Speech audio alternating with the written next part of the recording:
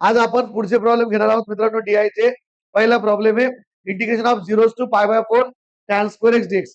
तर आता याला कसं करायचं मित्रांनो, 0 to π/4 माझ्याकडे tan square x integration directly नाहीये.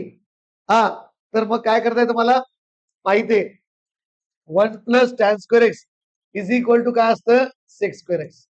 1 plus tan square x is equal to काय असतं sec square x. 1 plus tan square x is equal to काय असतं सेक स्क्वेअर एक्स. तर tan square x is equal to काय लिहिता येईल आपल्याला सेक स्क्वेअर एक्स मायनस 1. माझ्याकडे सेक स्क्वेअर एक्सचं पण इंटिग्रेशन आहे आणि 1चं पण इंटिग्रेशन आहे. Integration of dx upon sec square x minus 1 dx. Separating integration 0 to π/4 sec square x dx minus integration of 1 dx 0 to π/4. 0 to π/4. आता what is the integration of sec square x हे सांगा. इकडे बघा सेक square x integration काय आहे tan x. जास्त बोलावं वाटत नाही पांचट बोल tan x 0 to π/4 minus 1 dx integration काय आहे x 0 to π/4.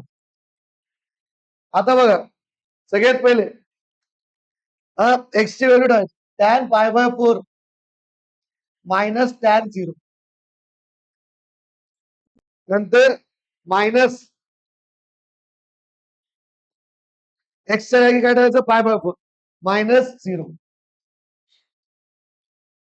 tan π/4 ची व्हॅल्यू किती असती 1.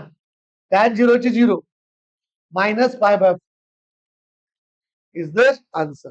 1 मायनस π/4 इज द आन्सर. समजलं. एक ह्याच्यात अजून घेतो. Next problem integration of cot square x.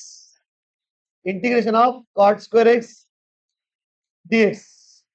Cot square x dx π/6 to π/4.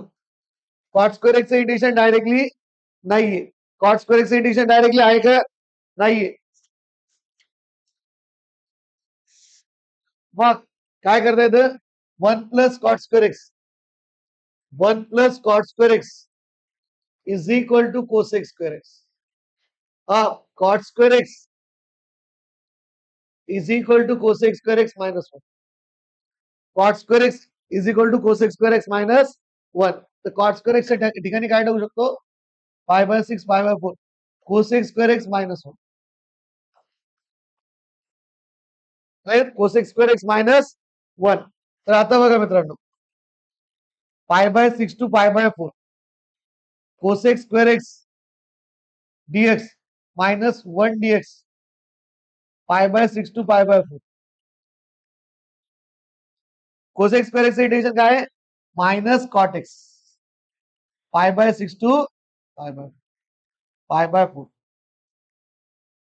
Minus 1 dx integration काय π/6 to π/4. क्लियर. आता cot π/4 cot π/4 minus cot π/6 minus π/4 minus π/6